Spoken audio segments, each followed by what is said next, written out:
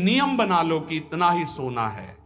पता नहीं सोने में कौन सा सुख, नींद में केवल एक बात का सुख होता है, आपका संसार का चिंतन नहीं होता, तो आप जो शांत रहते हैं वो सुख होता है, लेकिन वो तमोगुणी सुख है।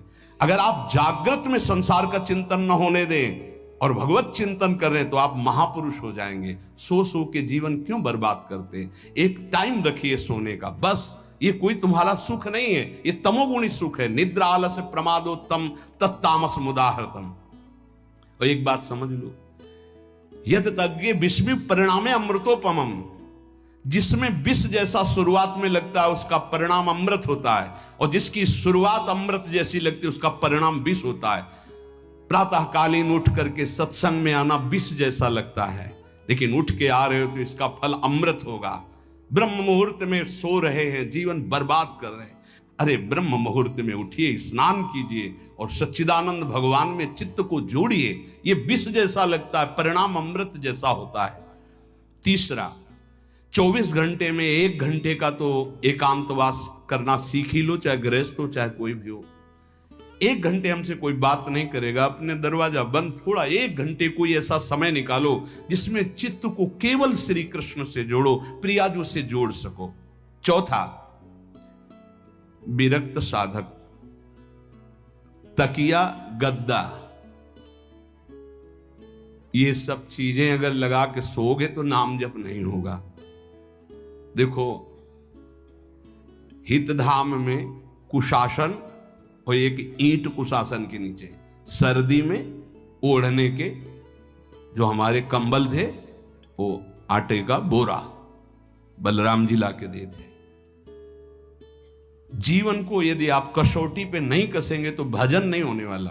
अब तो शरीर रोग से ग्रसित है, आप चाहे जहां रखो चाहे जैसे रखो, प्रिया जो जाने। जब तक हमें भगवदाकार वृत्ति ना हो जाए तब तक विषयों को स्वीकार नहीं। ऐसे हैं साधक, बड़ा सुख मिलता है। एक ऐसे पड़ा हुआ है आसन, उनके कमरे में जाके देखिए, केवल आसन ही है। कितने ऐसे साधक राधा के कुंज में रहते हैं जिनकी चटाई केवल है, न तकिया है न गद्दा है न कोई, उसी चटाई को ऐसे खड़ा कर दिया, बिछा लिया, बस उसी में पड़े, भोजन मिला पा लिया, ऐसे रह रहे हैं। कमरे में देखो जाके तो ऐसा लगेगा कि इसमें कोई रहता ही नहीं, कुछ है ही नहीं, केवल चटाई है। तकिया गद्दा विशेष विलासिता की वस्तुएं तो नाम जप नहीं होने वाला, ध्यान रखना। जहां पड़े आराम से नींद आ जाएगी, सो जाएंगे, और जब तो नींद उतनी आएगी जितनी आवश्यकता है। भजन का खजाना तिजोरी में रखें, कभी किसी से बताएं नहीं कि आपका भजन कितने माला कितना होता है। पूज्य नारायण स्वामी जी कह रहे हैं, भजन को खजाने में रखने का मतलब है लूटने वाले डाकू माया भेजती है, काम क्रोध लोभ मोह मद मत्सर आदि, और प्रिय गृहस्थ भगत आदि। कैसे प्रिय गृहस्थ? स्वामी जी अब ये सब आप ही कहा है, बहुत बीमार है, आप देखना। ठीक है, दूसरे की दुख निवृत्ति करना संत का स्वभाव होता है, पर हम जिस मार्ग के पथिक हैं, हमारा कर्तव्य है, हमारे पास हमारे प्रभु के सिवा कोई नहीं, हमारा जो कुछ है वो प्रभु हैं। ए भैया, जैसा श्री जी चाहेंगे वही सब मंगल करेंगे, ये शब्द होना चाहिए, उससे उसका भी मंगल होगा, आपकी भक्ति पुष्ट होगी। कभी भी जो गृहस्थ में भजन करता है, किसी भी तरह का किसी से भी कोई प्रतिग्रह ना ले, नहीं ले लो, ये लोई बढ़िया है, रख लो, नहीं महाराज हमारा ये मार्किन का गमछा ही काफी है हमारे लिए, नहीं नहीं नहीं, ये प्रसाद पाल, हाँ इतना किनका दे दीजिए, भगवत प्रसाद है, ये हमारे लिए पर्याप्त। गृहस्थी में अगर आप भजन करते हैं तो अपने भजन को बचाने के लिए किसी से भी दान पुण्य, किसी का भी बट रहा है वो स्वीकार न करें, किसी से प्रणाम नमस्कार, किसी से अपनी सुविधा सेवा स्वीकार न करें। और जो विरक्त है उसको ध्यान रखना चाहिए कि हमारा जीवन केवल जगत मंगल के लिए विश्वेश्वर भगवान को समर्पित जीवन है। ना हम किसी को शाप दे सकते हैं, ना किसी को वरदान दे सकते हैं। सेवक स्वामी की इच्छा को देखता है, ऐसा ऐसा, हाँ प्रियाजू की जैसी इच्छा होगी वैसा नहीं, आप ऐसा नहीं, प्रियाजू का बस जबान से कभी ना किसी के प्रति शाप का, और ना हरिराम व्यास जी ने कहा है कि शाप और वरदान हमारे स्वामी की, तो हमें हर बार में यही बोलना है, जैसी प्रियाजू की इच्छा, जैसी श्यामाजू की इच्छा नहीं। आप कुछ कह दीजिए तो राधा राधा राधा नहीं, कैसे मंगल होगा, आशीर्वाद दीजिए राधा राधा राधा, बहुत संभाल के। महात्माओं को इस बात में सावधान रखना चाहिए कि ये माया ममता का रूप धारण करके तुम्हारी तिजोरी को खाली कर देगी। खजाना लूटने के लिए माया बहुत अनुभवी महापुरुष है, सेवक के रूप में आती है, खास सेवक बनकर। आज तक जहां दगा हुआ है तो खास से हुआ है। जब वृक्ष कटने लगे तो आपस में बात की, भाई ऐसा कौन आ गया जो हमें काट सकता है? बोले हमारा कोई मिल गया। तो कुल्हाड़ में जो बेट है ना, बोले मिल गया कोई हमारा। खास बन करके आती है माया, सेवक सेविका रूप लेके। बहुत अनुभव की बात महापुरुषों की, मान लीजिए विरक्त जनों के लिए खास बात है। सेवक सेविका रूप रख करके माया आएगी।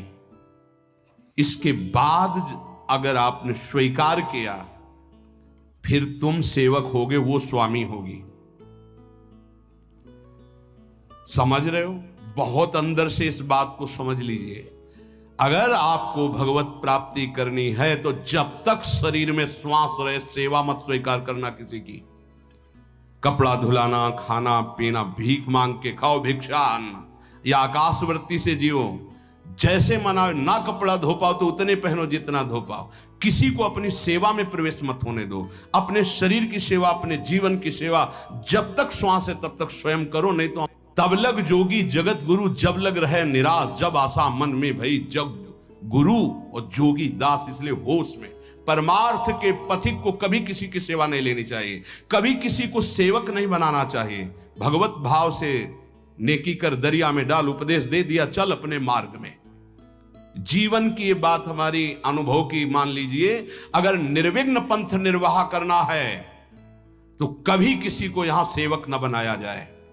सेवक सेविका के रूप में स्वीकार करने वाले साधु का हृदय आग की तरह जलने लगता है। जो जिंदगी भर निश्चिंत और निर्भय रहा, उसे भयभीत और चिंतायुक्त होना पड़ता है।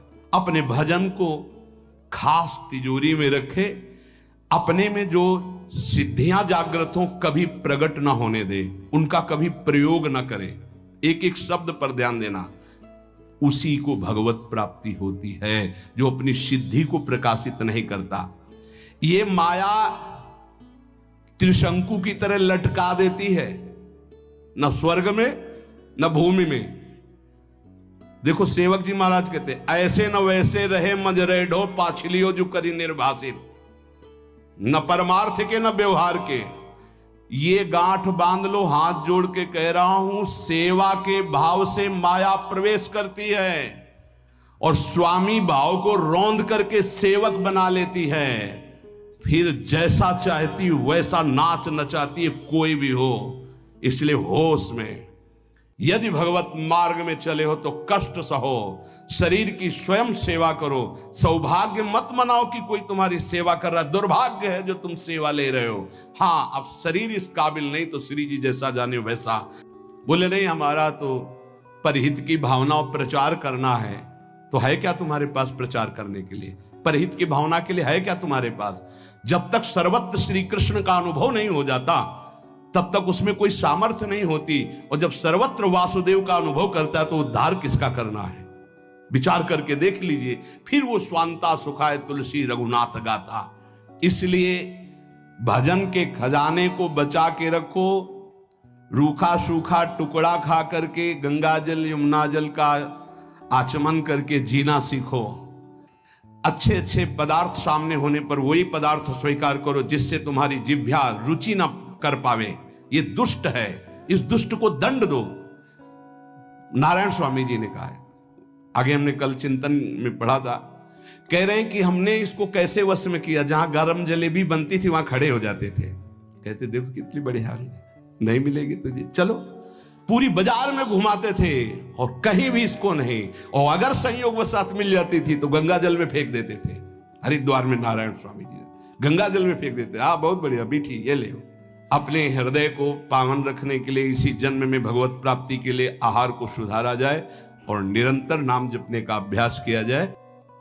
जब तक ये वासनाएं हैं तब तक साधारण भक्ति का जागरण नहीं होता, फिर दिव्य चिदानंदमयी प्रेममयी और वो एकांतिक नवनिवृत्त निकुंज का प्रेम, ये तो बहुत ही दुर्लभ है। ऐसा दुर्लभ हमें अवसर मिला है ये प्राप्त करने के लिए। पर जैसे एक गंवार आदमी महामूल्य हीरे को साधारण कांच समझकर उपेक्षा करे और चमकती हुई कांच को हीरा समझकर प्राप्त करना चाहे, हमारी कुछ ऐसी ही गति है।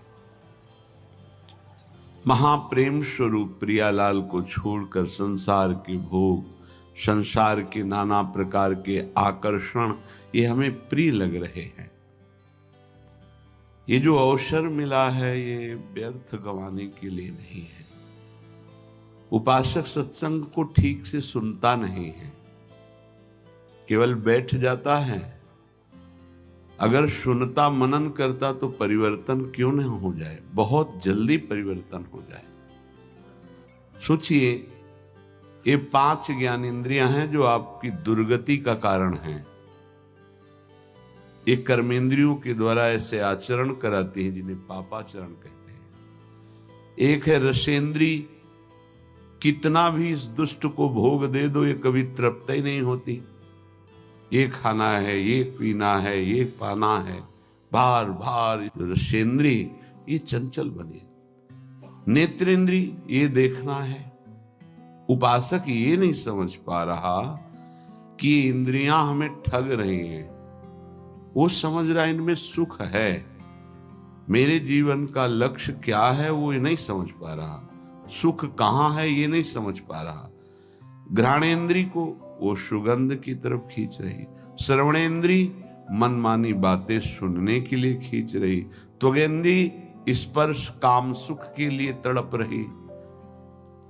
ये इंद्रियों की जो मांग है वो आपकी मांग नहीं है। आप इनमें जितनी तन्मयता करके इनकी मांग को सही मानते रहेंगे तब तक आपकी आंतरिक दुर्गति रुकने वाली नहीं, समझ लीजिए ना। ये लगता है कि वो सौभाग्यशाली है, मनमानी भोग भोग रहा है, वो अभागी है। कैसी कैसी वृत्ति उपासक के अंदर है। सुनहु उमाते लोग अभागी, हरितजी होए विषय अनुरागी। हे उमा, वो बड़े अभागी हैं जिनके जीवन में हरि नाम नहीं है, हरि लीला कथा नहीं है, हरि चरणों से प्रीति नहीं है और विषयों से प्रीति है। सुनहु उमाते लोग अभागी, हरि तज होए विषय अनुरागी। हरि तज होए विषय अनुरागी, वो अभागी है, आप अभागी नहीं हैं। भगवत मार्ग के पथिक इस बात को समझें कि हमारी इंद्रियां जो भोगों की मांग कर रही, उनका मांग पूरी हो जाना बड़े भाग्य की बात है। नहीं, ये अभागी का लक्षण है। हम मांगे और ना मिले और प्रभु के मार्ग में हमारी उन्नति हो, ये भाग्यशाली का लक्षण है। ये इंद्रियों की विलासता मन के साथ कितना भी आप कर लो, कभी पूरी होने वाली नहीं। जब तक आप अपने देह को स्त्री या पुरुष मानते हैं,